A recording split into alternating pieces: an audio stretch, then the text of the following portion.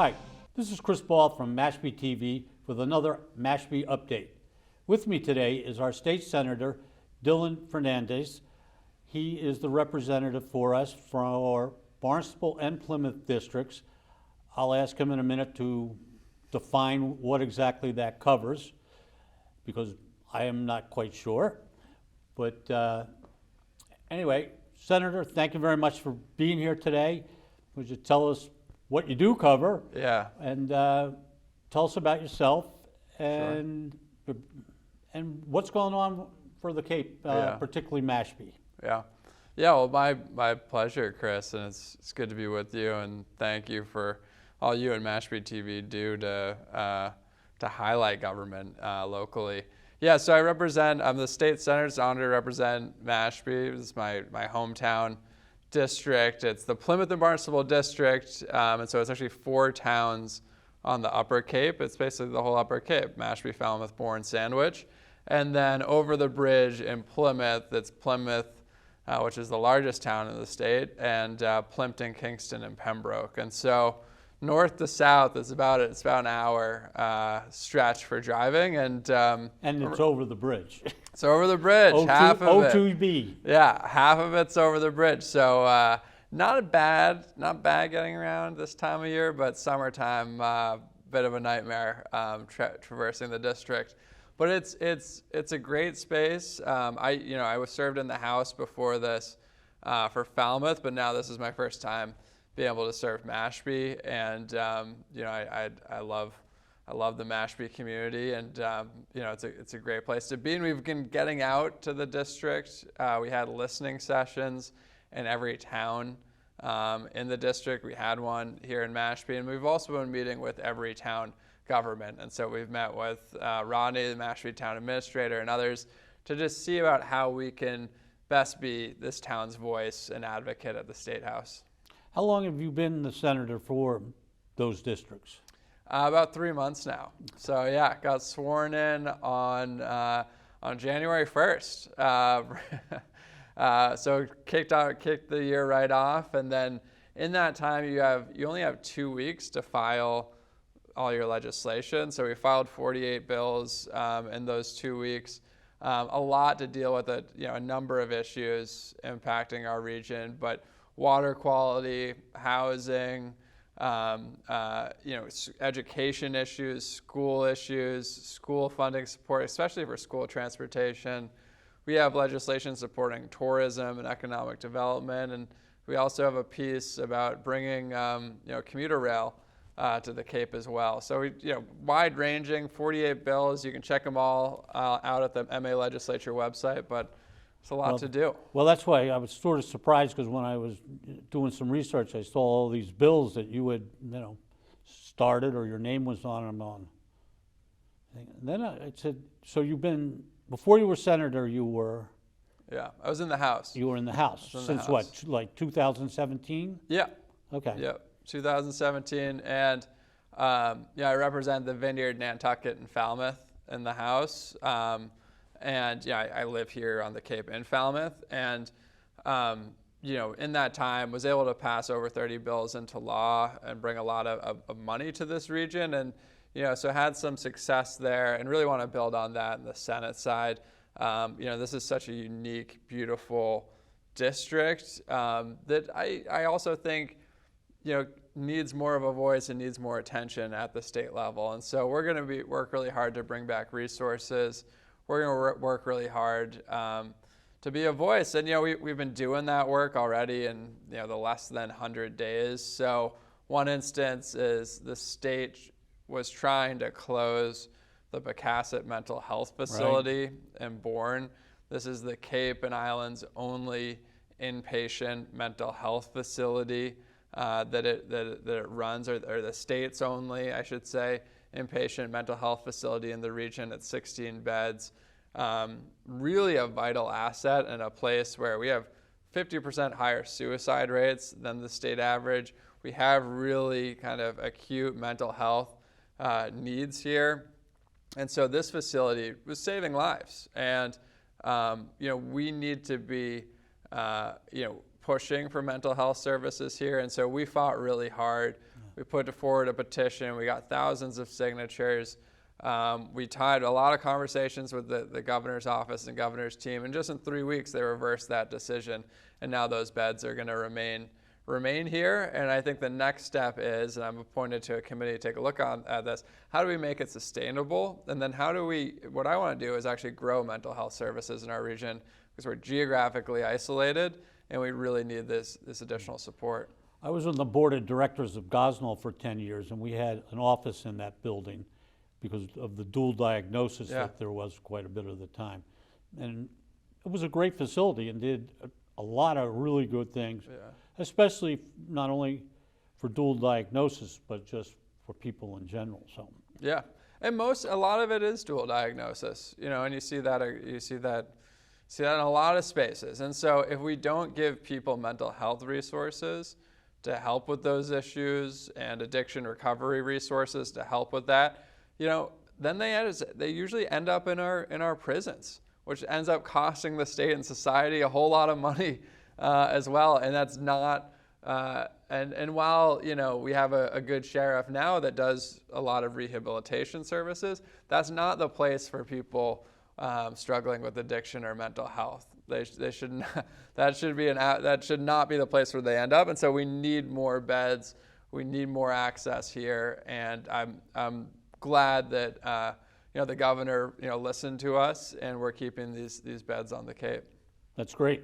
That's great. Yeah, it is big. So what else is going on? I mean, I know that you're having a forum. I don't know if I'm using the right word, tomorrow night about at Mass Maritime about the bridges. Yeah, so the Cape Bridge project is the biggest project and most consequential project for this region in over a century. I mean, since the canal was created. And so I really want to make sure that the community has a voice in these projects, understands exactly what's going on, and then can ask questions and have their opinions heard. And so I've announced a Cape Bridge series that we're hosting. The first meeting is tomorrow night, Tuesday, April 15th from 5:30 to 7 at Mass Maritime Academy. And at these forums, I'm bringing in leadership from MassDOT and leadership of the Cape Bridges project. So Louisa Paywansky is the head of the mega projects for the state. Those are just two projects, the Cape Bridges and this kind of Alston interchange project. And so she's going to be coming down, and we're going to be hosting her every quarter on the Cape. Probably one or two, at least one forum probably in Plymouth, but mostly on the Cape, for residents to come out, ask questions, and get an update from leadership, the person literally in charge of the project, to have that dialogue, be able to have their voices heard. That's really important to me as someone who represents people on the Upper Cape. So tomorrow night, you said it's at Mass Maritime. Yeah. Where on the campus? It's at their, Jack, where is it?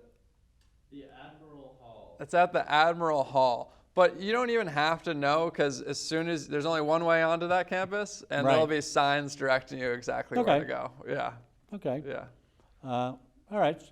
So tell me about wastewater, what you have done, what you know, that maybe we don't have common knowledge of. Yeah. Well, one of the first things that the Cape delegation, particularly Senator Sear and Sarah Peake, but the whole delegation fought for when I first got into office, was the Cape and Islands Water Protection Fund. And so this is a fund that we created for the Cape and Islands for money to be raised here that doesn't go to Boston, just stays in our communities. And over the next 30 years, it'll raise $1 billion to support water quality here in our region. And water quality is so important for us. It's not only kind of our lifeblood here and what sustains us and why so many of us love living on the Cape. It's also, the fundamental driver of our biggest economic issues when it comes to tourism and visitors. So it's so important for every aspect of life here that we have good water. So this fund's raising $1 billion, and that puts a dent in it, but there's still a lot more we can do. We passed the largest tax break in 25 years in last session in the legislature. A part of that was a carve out that we did. Anyone in the state can have this, but really this really impacts our area, where we tripled the septic tax credit. So now someone installing a new septic tank, instead of getting $6,000 back in tax rebates, they can get up to $18,000 in terms of a tax deduction. And so that's a whole lot more generous than it used to be. And then for everything else that you still owe, you can get a zero interest loan on top of that. So it makes these projects that were, that they still are expensive, but it makes them considerably more affordable than they were. And that's new. I think that you can spread that 18,000 over 5 years. That's correct. Have I got that right? You do have that right. Yeah. All right. Now I know that in our town, we have several freshwater ponds that are having a terrible problem with the cyanobacteria, the phosphorus, etc. Does that fund you spoke of, is that going, it seems like and understandably why, because for our economic reasons, the ocean is where we're at, but these ponds are very, very important. Is some of that fund directed towards this that you spoke of? Oh yeah.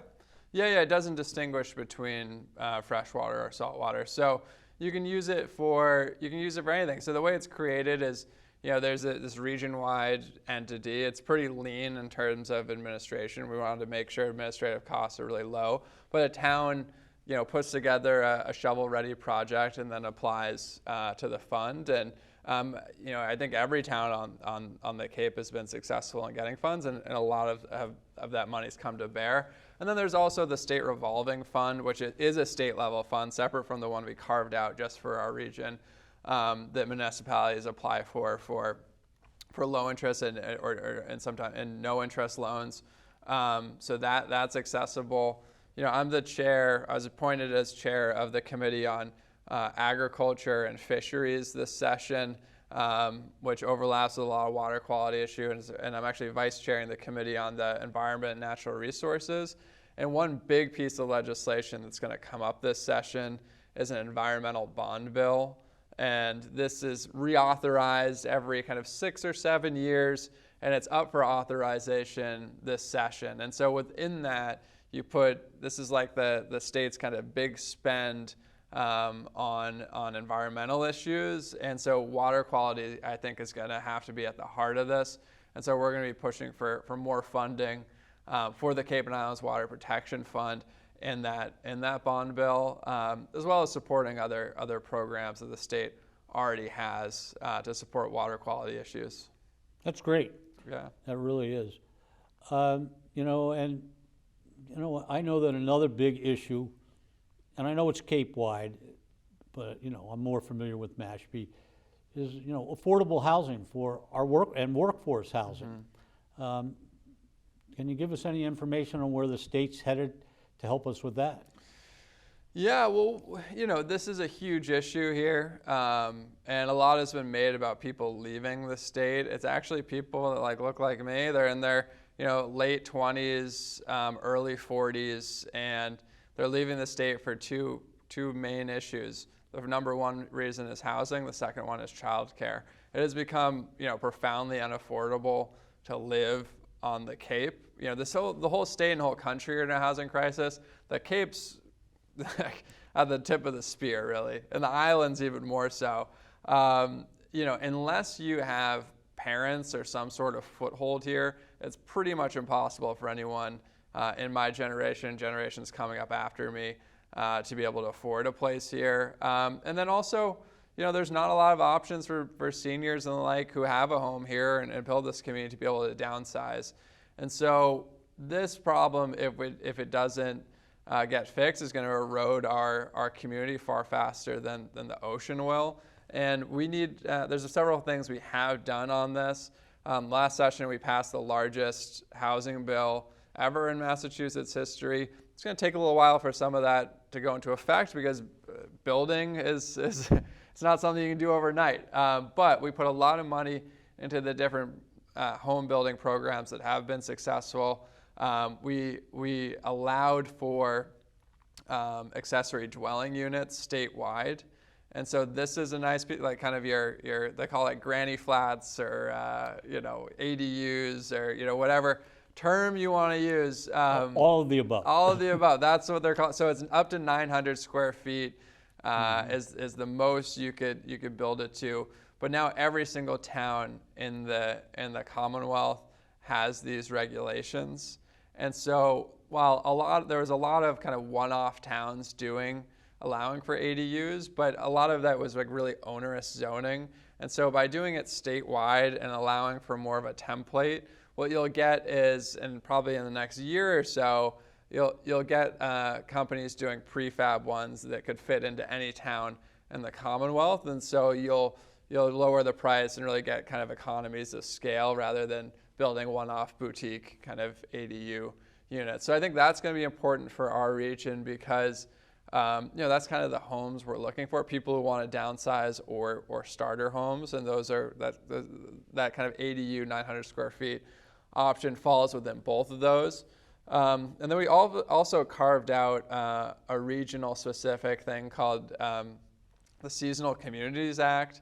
And so if you're designated a seasonal community, you open yourself up for different regulations that are particular to living in the seasonal communities that we live in. And so, there's a few components to this. One kind of major component is around allowing towns to be able to fund housing directly for town employees. Because we hear so much about how, teachers and firefighters and police officers, the people who make our towns run can't afford to live there.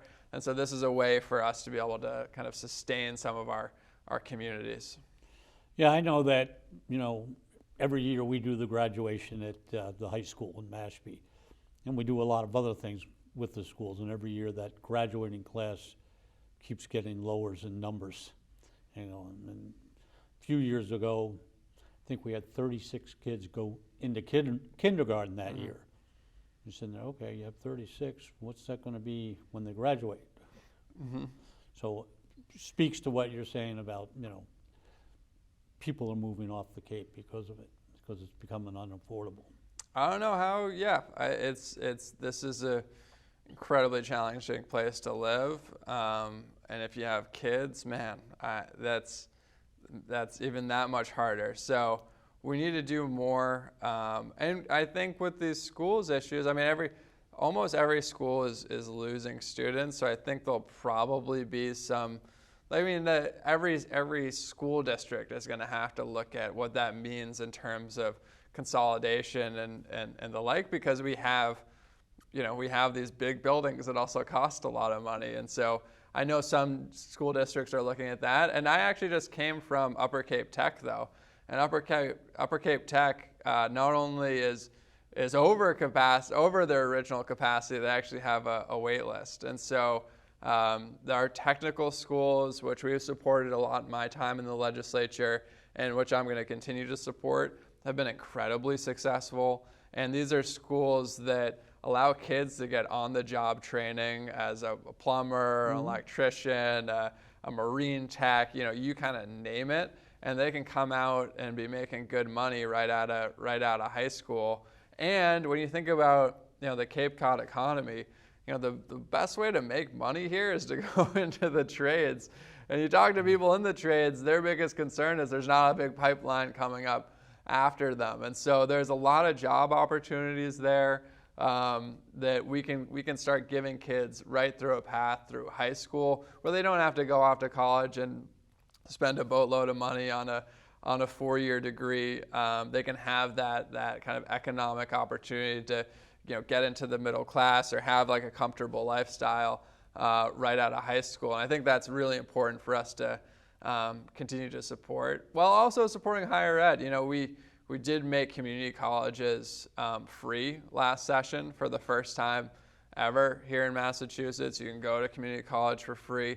And our community colleges are doing some great work too in terms of a pipeline into the job market. And we have a lot of people at Cape Cod Community College right now, pursuing the nursing track, which is a really solid profession. And they even have an aeronautics division where the people are becoming airplane mechanics, and you're making six figures right out of a 2-year certificate program. So these are ways I think we can, everything's kind of interconnected, but these are other ways, we can help keep young people here and in stable, well-paid careers.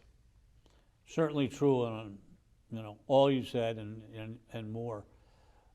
Something that even though I'm not a veteran, but I hold very dear is veterans programs. What's the state doing as far as veterans and making sure that they can live where they want to live? Yeah. Well, look, I'm really proud to live in Massachusetts, where we have the most generous veterans benefits of any state in the country. And here on the Cape, we actually have the highest concentration of veterans than any other place in the state. So we really need to support our veterans here. And we actually passed what's called the HERO Act last session, which is the biggest kind of veterans bill that we've ever undertaken. And there's a lot in there in terms of new tax rebates for veterans. There's stuff in there to help with where towns can opt in to lower property taxes for veterans. I think Mashpee does 5%. Yeah. Well, we have some new enabling legislation. I don't know if they've done anything since we passed it. We got signed into law last fall, but you can actually, there's even more benefits now that are available and the town can allow. And so there's a lot to do there. And then we also try to support our veterans locally in terms of housing. That's something that Cape, more than other regions, has done pretty well. We have a couple of veterans homes here that we've gotten a lot of state funding for. And the civic organization here on the Cape, they do a lot of really good work too in terms of supporting the building of those homes for veterans. And then in Falmouth, which I represent exclusively on the Cape up until January, we've been successful in getting them funding. So now there's a new veteran center that opened up just last year in Falmouth. Where is it in Falmouth? I'm not familiar with it. It's right behind the police station, right behind where the Commodores play. Gov Fuller Field? Yeah, Okay. That's right. It's right behind there. And it's great. It's a resource, and it's not just for Falmouth veterans. It's for veterans from anywhere on the Cape, and we really want to expand that and continue to make sure that veterans know what resources are out there for them, because that's usually the gap is that there's a lot of resources. We live in a state that has really said we care about veterans and we want to take care of them when they're home, recognizing their service and sacrifice to our country. But a lot of times, because there's so many programs, a veteran might not know exactly all of the different options they have. We're very fortunate. We have Heroes in Transition here, and that was founded in Mashpee. They go all through the Cape and everything. I think we have like 8,000 veterans on the Cape is a number I once heard. Don't quote me on that, but we're fortunate. They actually use our building for some of their programs and stuff, and they have their Ruck for Hit relay race coming up. That's just a big fundraiser. So, we're really cognizant of veterans here and in our town, and try to do what we can. Yeah.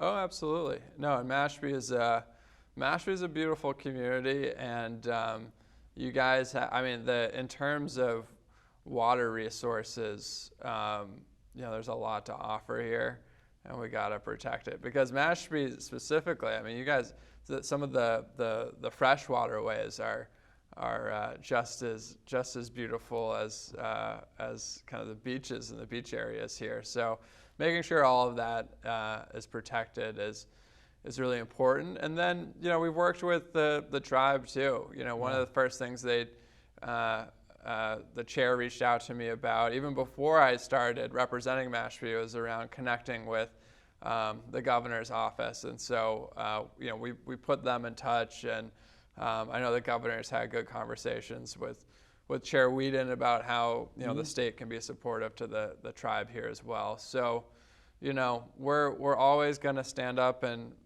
fight for this community and advocate for it in the best way we can. That's great, and we really appreciate everything that all our representatives do, yourself, David Vieira, everybody else that does it, and we appreciate it. We really do, and we hope that you continue and keep doing good things. Yeah. And we Well, thank I hope you. so too. Perfect. Well, and thank you to the people in Mashpee for your support. If people ever need to reach out to us, we do a lot of constituent services. We help people get on unemployment. We help people get on health care. We help with, you name the issue before the state. We can make a couple phone calls and help someone kind of navigate that. So people should reach out to our office, reach out to me.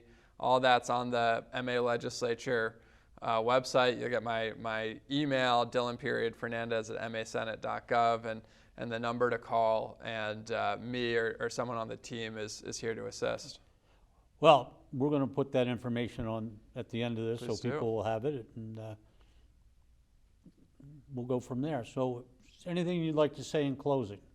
I just want to say thanks for having me on, and we pride ourselves on being open and engaging and transparent with people. So really encourage people to continue to reach out, and encourage people to stay tuned either on our social media pages or wherever about announcements for different public events that we're hosting. Particularly the Bridge Forum, I think, would be interesting for people in Mashpee, because this is going to be the biggest thing impacting our little peninsula here for many, many decades, if not centuries.